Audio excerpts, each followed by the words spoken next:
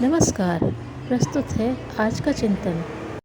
अश्लीलता, नग्नता और कुत्सा में जो निरंतर वृद्धि होती जा रही है, उससे भारत जैसा धर्म, प्राण और शिखरस्थ संस्कृति की धरोहर वाला देश भी अछूता नहीं रह सका है।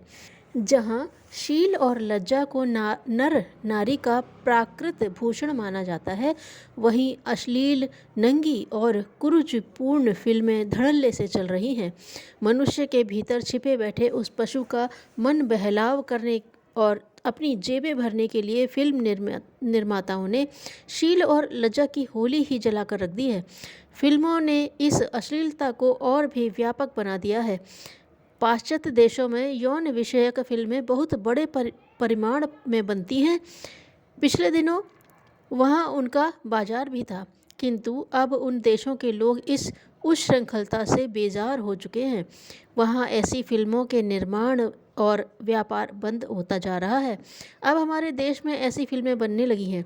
अश्लीलता फैलाने के ये साधन किसी परमाणु बम से कम खतरनाक नहीं होते।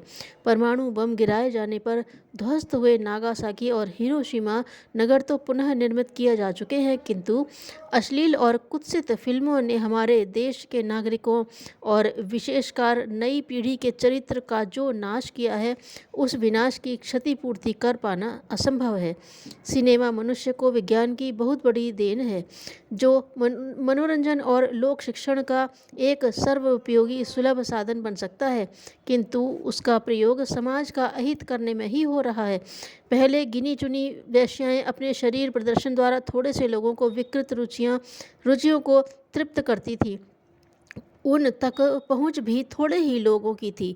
उन्हें समाज में सम्मानजनक स्थान भी नहीं मिलता था, किंतु आज सिनेमा में काम करने वाली अभिनेत्रियां जो निर्माता निर्देशक के इशारों पर अपने शरीर को नग्न और निर्लज्ज प्रदर्शन करने को तैयार रहती हैं, उन वेश्याओं की तरह हेय घृणित नहीं मानी जाती। वरन आज के युवक युवतियाँ तो उनका अनुकरण करते हैं, उन्हें अपना मार्गदर्शक मानते हैं, आदर्श मानते हैं। उन्हीं की विकृति भाव भंगिमाएँ, कुत्सित वेश विन्यास और कामुक अंग प्रदर्शन सेल्यूलाइड की रीलों पर उतरकर आजकल मोबाइल के द्वारा घर घर में पहुंच चुका है। नगर के सिनेमा गृहों से घर घर तक ये पहुंच गए हैं।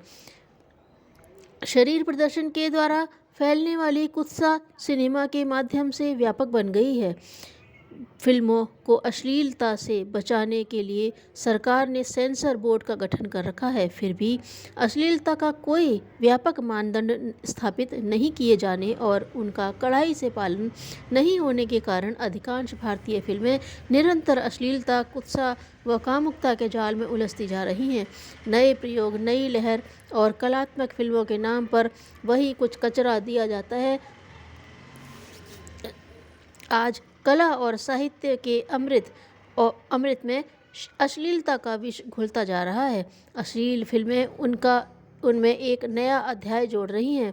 अश्लीलता यदि इसी गति से बढ़ती रही तो भारतीय समाज में यौन विषयक अपराध और भी बढ़ेंगे। तीव्र गति से पारिवारिक व दाम्पत्य सामंजस्य भी नष्ट हो रहा है तथा व्यभिचार व अनैतिकता बढ़ रही है। इस दुर्गति को रोकना चाहिए।